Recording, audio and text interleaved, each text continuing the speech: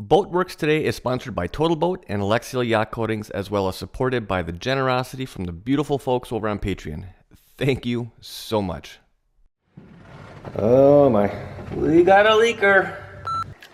Looks like we're doing a transom.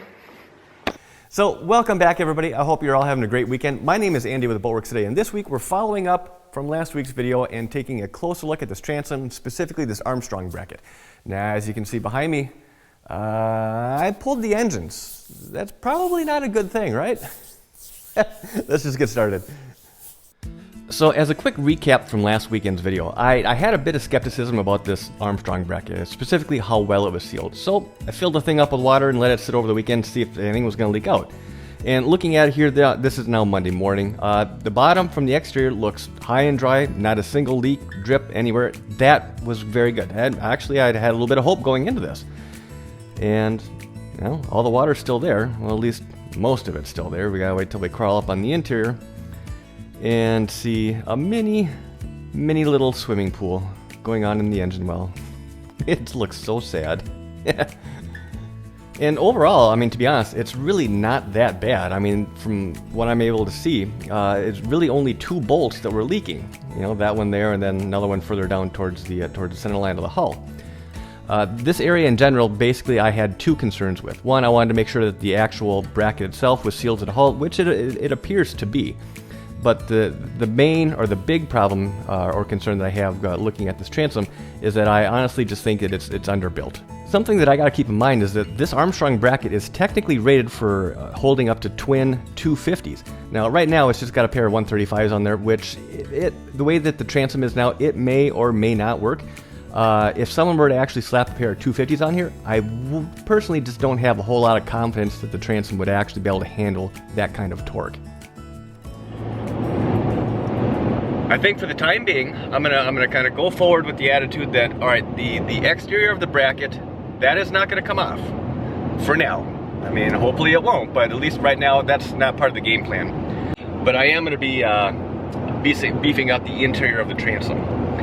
Now, in order for that to happen, I need to be able to get those engines off. And right now, the drive coming up to the shop, it's nothing but shear ice. So basically, if I were to pull the boat out and use the tractor to take the engines off, I probably wouldn't be able to back the boat back inside the garage, which that would just be my luck. And then that's just one part of the problem. The other problem is that once I get the engines off, I don't have anywhere to store them. I don't have any kind of an engine rack or anything like that. And from what I understand, these engines are around 450, 500-ish pounds. And, you know, I'm just not comfortable building something like that out of wood. I'm sure it can be done, but it sounds like it'd be a whole lot of dicking around, take a few days just to make the brackets, and then kind of have a hope and a prayer that it's actually gonna hold. So, right now, I'm on my way to everybody's favorite store, Harbor Freight, and they have a couple of 2-ton like cherry pickers, engine hoists that will get up to the height high enough to actually take the engines off, and then I'm gonna use those. Now, before you cringe, I'm gonna use those as the storage racks.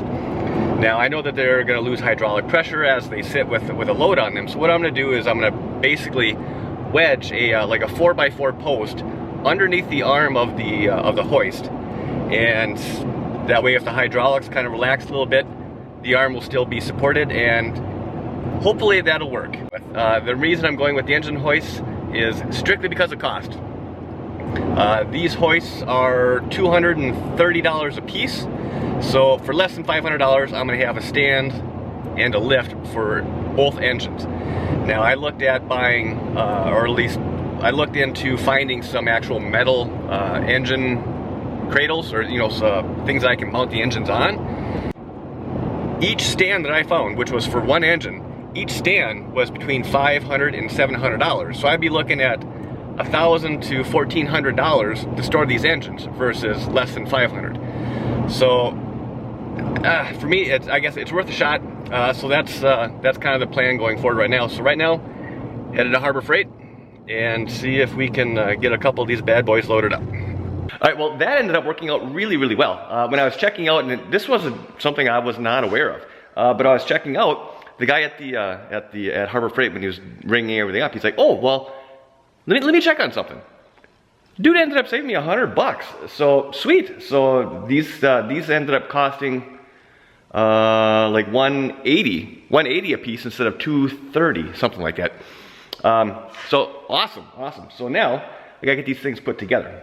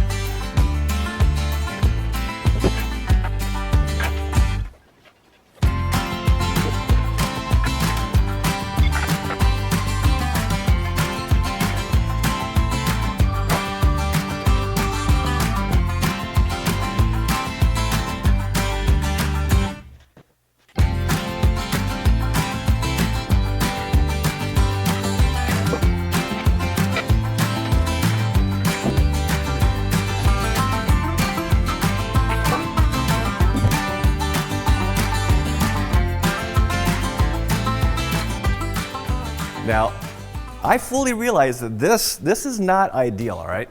But on short notice, this was the least expensive option, at least that I could come up with. Now, again, just want to stress, this is only temporary. Earlier this week, I posted a picture of kind of what I had going on here over on Patreon, and I got some really good feedback on how I can kind of beef this up. I think I've done okay so far, but again, there's still room for improvement, and ideally, I'd like to have these on an actual stand, like a stationary stand that's not held up by hydraulics that can lose pressure and lower the engine. Now, getting back to the reason for why I had to pull the engines and all this, we had a little bit of a leaker, and the leak wasn't where the platform itself is mounting to the hull. That part seemed to be pretty good. Where I was having the issue was that the water was leaking through the actual mounting bolts down inside of here. And that's not good. I mean, that's going to be basically a fast track for rotting out whatever material was used when they redid this transom. So since the platform itself is not leaking, I'm going to try and do, these modifications with the platform still in place. Now, because the bolts themselves were never sealed and they're the source of the leak, all of the bolts are still going to have to be taken out and then eventually resealed and then put back in. But while I'm beefing up the inside of the transom, all those bolts are going to have to be out. So to kind of help support this, I've got a couple of little boat stands underneath this platform. And again, from what I can gather, this thing was installed using 5200. Now, I probably don't even need to have these reinforcements or these boat stands underneath it, but belt and suspenders, I'd rather have it and not need it than to need it and, well, have this thing hit the floor. So for starters, there's quite a bit of dismantling that I need to do before I can actually start to make, steps moving forward. For one, I want to get rid of these G10 panels so that I can get a good look at what was actually done when this area was filled in. Again, I don't know what was used, how they did it, and I don't know anything about this. And as so many of you had pointed out in last week's video, this is kind of an important area of the boat. I mean, arguably the most important part of the boat.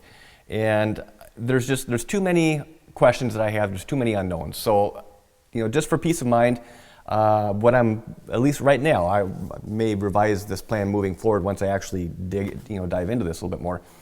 But get everything basically removed and opened up so I can see what was done. And most likely, I'm gonna end up replacing pretty much all the work that was already redone. Even though this thing has never seen the water since this work had been done originally, or at least previously, I just don't have a warm, fuzzy feeling about this. You know, there's just a number of red flags that are going off. For one, the stringers, when they were extended off onto the transom, they weren't actually bonded onto the transom. They were bonded onto these G10 backers, which I don't know, that just doesn't make sense. And these G10 backers, just by looking at this, appear that they're basically held in place with the bolts and some 5200. Not tabbed in, not epoxied, glass, nothing. As well as the center knee here. You know, right now it looks like this was added in kind of after the fact, you know, as kind of an afterthought. But it's just a little 1/4 inch piece of aluminum backing and just kind of, you know, tabbed in place, kind of, sort of.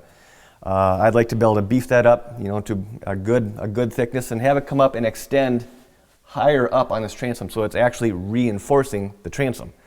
Right now, it's not really doing much of anything that I can see. So a lot of work that's got to get done. There's going to be an awful lot of grinding.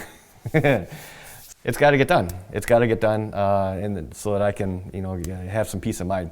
Now, moving forward, I guess what I have as a plan right now is I'm anticipating having to replace all of this area in through here.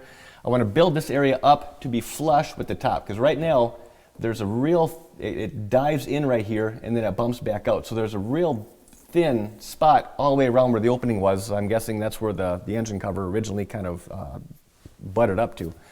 But I want to build this area up flush to be flush with, you know, or even with this upper area. And then I'm going to come in with some additional sheets of, I'm going to be using Kusa for all this.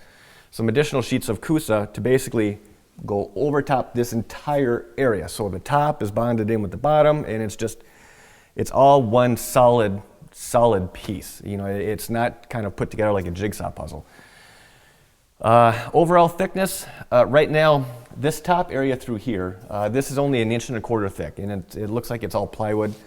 I don't know what the actual thickness is down in here, but what I'm looking for as an overall finished thickness over this entire area is about 2.5 to 3 inches, maybe a little bit more. I'm going to be looking at using, say, 1 inch thick Kusa panels and whatever thickness I need to build this up to be even with this. But I won't know that until I start tearing things apart. Now, obviously, there's going to be a tremendous amount of work involved with redoing this transom, and it's not going to fit into this video just because it's not going to. So before I close this out, I want to mention a couple things. Now, since we're heading into spring, it's right around the corner. Right now is that time of year when everybody's starting to kind of think about their own projects, you know, things that they had left over on their boat from, say, last fall, and they're like, oh, I want to make sure I can take care of that before, you know, the next season. Well, that season is almost right here, at least everybody in the northern area. Now, I just want to throw out a couple things. If any of you are going to be doing projects on your boat, you know, for the first time, you know, if you're going to be patching some holes or some scratches, you know, that kind of thing, working with fiberglass for the first time, if you would like some help with that, there are a couple options here. I do have it's a downloadable PDF guide off of my website that basically covers, you know, if you're doing this for the first time, how you should be approaching this as far as deciding what resins to use, and it gets into detail as far as trying to figure out what kind of temperatures are you going to be working in, what kind of repair is it that you're actually doing, how are you going to be finishing? Are you going to be finishing with gel coat, with paint, you know, those kind of things. And these are things that you need to have sorted out before you actually get started, otherwise you might end up, you know, shooting yourself in the foot. So if you're going to be jumping into a project for the first time and you're not quite sure, you know, where to start, take a look at my PDF guide. Again, I'll put a link down below in the description. Now, if any of you are going to be doing more entailed projects, you know, maybe bordering like a restoration, and you'd like some one-on-one help, I do offer private consultation, and I run all that through my Patreon my Patreon page. And again, I'll put all these links down below in the description. And that seems to work out pretty well. There's different levels there depending on what kind of needs you anticipate you might want. Anything from just strictly email consultation all the way up to doing weekly video chats. And that actually seems to work out really, really well for the folks that are at that level. Generally speaking, when we have our get-togethers, they're on the boat, you know, with their phone. We're doing a live chat, and if I have questions about anything, they can just turn the camera around. I mean, I can see everything that they see. And it's very interactive. We can get a lot of questions answered in a short period of time, and it works out really, really well. So again, if that's something you might be interested in looking into, I'll have links down below. And again, that's gonna be running through my Patreon website. So enough of the sales pitch. I'm gonna close this video out. So as always, I hope you enjoyed the video, and if you did, please hit that thumbs up button. If you're not already subscribed, hit that subscribe button and the little notification bell. Love to have you on board. Again, heading into spring, more the merrier. If you have any questions, comments, you can leave those down below. And as always, thank you for your time. Thanks for watching, and I will see you next week, diving into this transom. So excited. It'll be all right. This has been a Boatworks Today production.